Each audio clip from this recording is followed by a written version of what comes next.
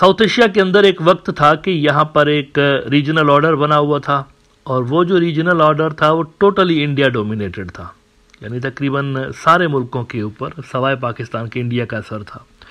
लेकिन नरेंद्र मोदी साहब के सेकंड टेन्योर के आखिरी हिस्से में कहीं ये जो इंडिया डोमिनेटेड रीजनल ऑर्डर था ये तेज़ी के साथ कोलैप्स होना शुरू हुआ, और अब सूरत हाल ये हो गई है कि पहले जहां इंडिया पाकिस्तान और चाइना जैसे मुल्कों के साथ कम्पीट कर रहा होता था, अब वहां पर ये लिस्ट लंबी हो गई है।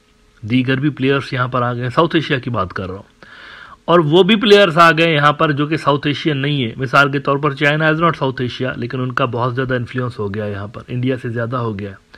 तुर्की भी एक ऐसा नया प्लेयर आ गया यहाँ पे, जो कि अपना असर तेज़ी के साथ इस रीजन में बढ़ाता चला जा रहा है, और बांग्लादेश को अब ख़ास तौर पर उन्होंने फोकस करना शुरू किया हुआ है, क्योंकि पाकिस्तान जो साउथ एशिया का दूसरा बड़ा मुल्क है इंडिया के बाद, उनके साथ तो डीप स्ट्रेटेजिक टाइज हैं ही उनके, लेकिन बांग्लादेश एक ऐसा मुल्क है जहां पर एक अपॉर्चुनिटी उनको नज़र आ रही है तुर्की वालों को। उनके एक्सपर्ट्स, उनका मीडिया इस हवाले से बहुत कुछ लिख रहे हैं, और उनको लग रहा है कि this is great opportunity. Sheikh Hasina के वहाँ पर पावर से जाने के बाद, वो भी कोई ख़ास पसंद नहीं करते थे शेख हसीना को।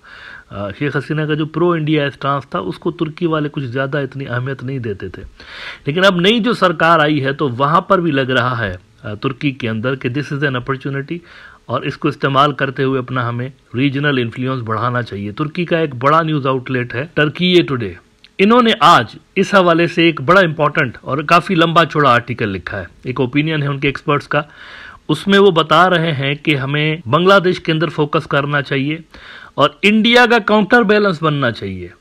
इंडिया का काउंटर बैलेंस सिर्फ डिफेंस में नहीं कह रहे, वो कह रहे हैं ये हर शोबे में हमारे पास बहुत कुछ है यहाँ हासिल करने के लिए। कहते हैं Turkey is strategic opportunity in Bangladesh, a counter balance to India's Armenia gambit. अब ये इंपॉर्टेंट बात है कि आर्मेनिया गैम्बिट क्या है। उनको नज़र आ रहा है तुर्की वालों को कि ये जो इंडिया अपने पिनाका रॉकेट सिस्टम्स बेचता फिर रहा है, कभी वो ग्रीस को बोल रहे हैं तुर्की का दुश्मन नंबर 1, और कभी वो आर्मेनिया को बोल रहे हैं तुर्की का दुश्मन नंबर 2। वो कह रहे हैं ये जो कोशिशें कर रहे हैं ना, अपनी सी कोशिशें कर रहे हैं, ये हमें तंग करने के लिए कर रहे हैं। तो जवाब इनको इस तरह से देना चाहिए कि बांग्लादेश में अपना इन्फ्लुएंस स्ट्रांग करना चाहिए, जैसे पाकिस्तान में है वैसे वहाँ पर भी करना चाहिए बांग्लादेश के अंदर। अच्छा, आर्मेनिया के बारे में आपको बता दूं कि ये तुर्की को सख्त नापसंद करते हैं। ये ऐसा ही है आर्मेनिया और तुर्की, जैसे पाकिस्तान और इंडिया की राइवलरी है ना, इनकी ऐसी ही राइवलरी है तुर्की वालों की और आर्मेनिया वालों की। हाल ही में ये जो अज़रबैजान से लड़ाई हारे हैं, जंग हारे हैं, जिल्लत आमेज शिकस्त इनको नसीब हुई है। नगार्नो काराबाग का इलाका उनका चला गया हाथ से। Nagorno Karabakh was just like Kashmir, जैसे पाकिस्तान इंडिया के बीच कश्मीर है ना, आर्मेनिया अज़रबैजान के बीच ये कश्मीर ही था, असल में उनका कश्मीर था। टोटल जबरदस्त हो गए, हार गए। तो ये इल्ज़ाम तुर्की पे लगाते हैं कि इनकी वजह से हम आ रहे हैं वहाँ पर। तो वहाँ ये सूरत हाल है। तो इसमें इनको नज़र आ रहा है कि जो आर्मेनिया के अंदर ज़्यादा होशियारी दिखा रहे हैं इंडियंस, तो इनको काउंटर बैलेंस करने के लिए we have to strengthen our ties with Bangladesh. कहते हैं कि the evolving geopolitical landscape of South Asia and the Caucasus presents an opportunity for Turkey to recalibrate its foreign policy in response to India's growing alignment with Armenia. कोकासिस का ये वही इलाका है जिसको हम कोहकाफ कहते हैं। अलफ लैला की कहानियों में जो आप सुनते हैं ना, कोहकाफ की परियां, कोहकाफ के देव, ये कोहकाफ असल में यही कोकासिस को ही कहते हैं। अरबी में इसको कोहकाफ कहते हैं, अरबी और पर्शियन में इसको कोहकाफ कहते हैं, इंग्लिश में इसको कोकासिस कहते हैं। कहते हैं new Delhi strengthens it's defence and economic ties with Yerevan, Ankara must assess the broader implications and consider strategic engagements that reinforce its own regional influence. A potential counterbalance lies in Bangladesh, a country of increasing geopolitical importance in South Asia. By deepening security, economic and cultural ties with Dhaka, Ankara can expand its strategic reach and respond effectively to India's moves in the South Caucasus. इसमें फिर वो बता रहे हैं कि किस तरीके से इंडिया के जो ताल्लुकात हैं आर्मेनिया के साथ ग्रो हो रहे हैं, फिर वो ग्रीस के साथ भी ग्रो हो रहे हैं। उन्होंने कहा कि India's growing relationship with Armenia is a strategic maneuver that extends beyond defense cooperation, aiming to bolster its influence in the geopolitically significant South Caucasus. While this partnership enhances New Delhi's regional leverage, it also presents a challenge to Turkey's established alliances and interests in the region. अब ये क्या alliances हैं, कौन से interests हैं, किसके बारे में बात कर रहे हैं?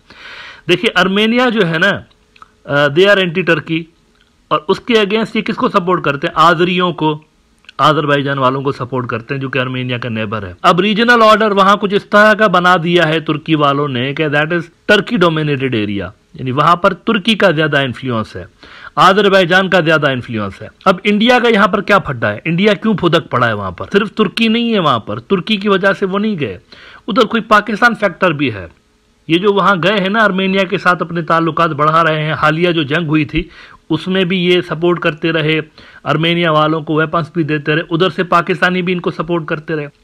तो ये पाकिस्तान लिंक की वजह से गए हैं वहां पर। पाकिस्तान के जो ताल्लुकात हैं तुर्की के साथ, डीप स्ट्रेटेजिक टाइज हैं, और आज़रबाईजान के साथ भी पाकिस्तान के डीप स्ट्रेटेजिक मिलिट्री टाइज हैं।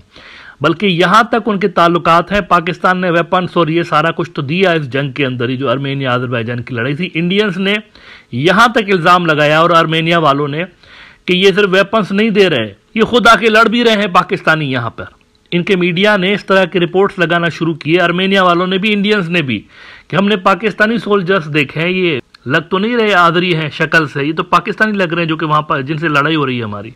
अब ये अलग बात है कि पाकिस्तान ने इन रिपोर्ट्स को रिजेक्ट किया था, ऑब्वियसली इसको एक्सेप्ट किया नहीं जा सकता ओपनली, अगर वो करते भी रहे हों तो ओपनली नहीं कह सकते ना, तो उन्होंने रिजेक्ट किया था। ये अनादुल एजेंसी ने कहा था कि Pakistan denies its army's presence in Azerbaijan, Islamabad rejects as baseless Indian media reports that Pakistani soldiers fighting against Armenia.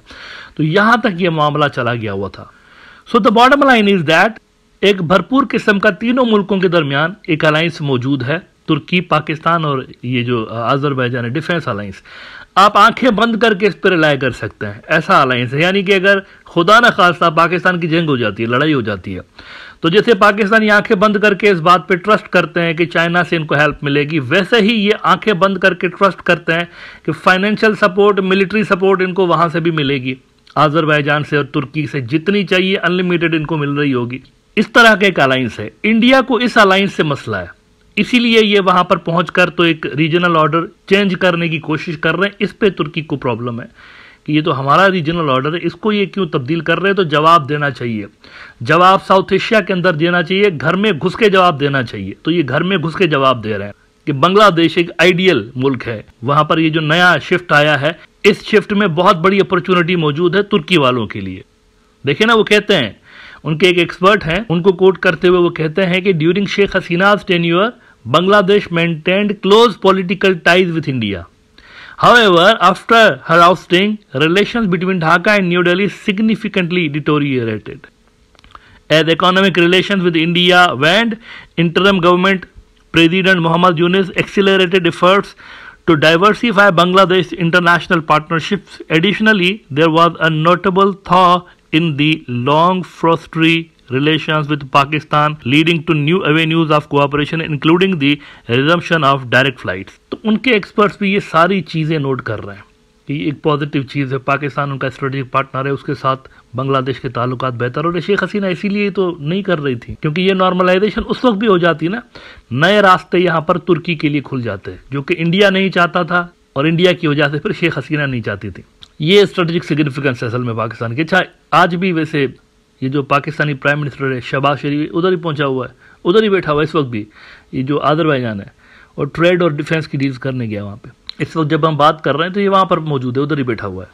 अच्छा, तुर्की वाले जो हैं ये वाकई में बड़े हेल्पफुल हो सकते हैं सिक्योरिटी के मामलात में, ट्रेड के मामलात में, इकोनॉमी के मामलात में। मिसाल के तौर पर यही न्यूज़ आउटलेट कह रहा है कि however Turkey's engagement with Bangladesh should not be limited to defence. सिर्फ ये नहीं होना चाहिए, डिफेंस तो है ही चले, लेकिन इसके अलावा वो कहते हैं कि strengthening economic ties could provide a robust foundation for a multifaceted partnership. ये बेसिकली स्ट्रेटेजिक पार्टनरशिप फॉर्म करने के हवाले से कह रहे हैं कि जिस तरह की एक पाकिस्तान के साथ हमारी पार्टनरशिप बनी हुई है, जिसके अंदर ट्रेड भी है, डिफेंस भी है, कुछ इस तरह का मामला यहाँ पर होना चाहिए। Trade between Turkey and Bangladesh has been steadily increasing but there is considerable potential for growth, particularly in textiles, technology, and infrastructure. Turkish companies could play a significant role in Bangladesh's ambitious development projects such as the Padma Bridge, Rail Link, and Deep Sea Port initiatives. Such involvement would not only foster economic growth but also create strategic dependencies that enhance Turkey's influence in Dhaka. और new Delhi के लिए वैसे चिंता की बात यह है, उनको कंसर्न है ना, देखें उनको कंसर्न है तुर्की का इन्फ्लुएंस क्यों बढ़ रहा है, तो उनके लिए कंसर्निंग बात यह है कि ये जो ताल्लुकात हैं दोनों मुल्कों के दरमियान, तुर्की और बांग्लादेश के दरमियान, ये उनकी सोच से ज़्यादा तेज़ी के साथ डीप हो रहे हैं। जैसे पाकिस्तान और बांग्लादेश के ताल्लुकात जो हैं वो बहुत तेज़ी के साथ इम्प्रूव है, बहुत तेज़ी के साथ, यानी एकदम से वीज़ा रिस्ट्रिक्शंस थे, लेकिन वीज़ा रिस्ट्रिक्शन से आप देखिए वो मिलिट्री पार्टनरशिप्स की तरफ आ गए, वहाँ पर डिफेंस के ताल्लुकात इम्प्रूव करने के हवाले से बातचीत हो रही है, एकदम से हुआ। उधर भी तुर्की के साथ भी यही मामला चल रहा है बांग्लादेश का, वहाँ पर भी बहुत तेज़ी के साथ मामला जो है वो आगे बढ़ रहे हैं। अब आर्मेनिया वाला और ग्रीस वाला कार्ड है नरेंद्र मोदी साहब का, वो पता नहीं चले ना चले, लेकिन ये वाला जो कार्ड है ना एर्दोगान का, बांग्लादेश कार्ड, ये सर्टेनली काम कर रहा है।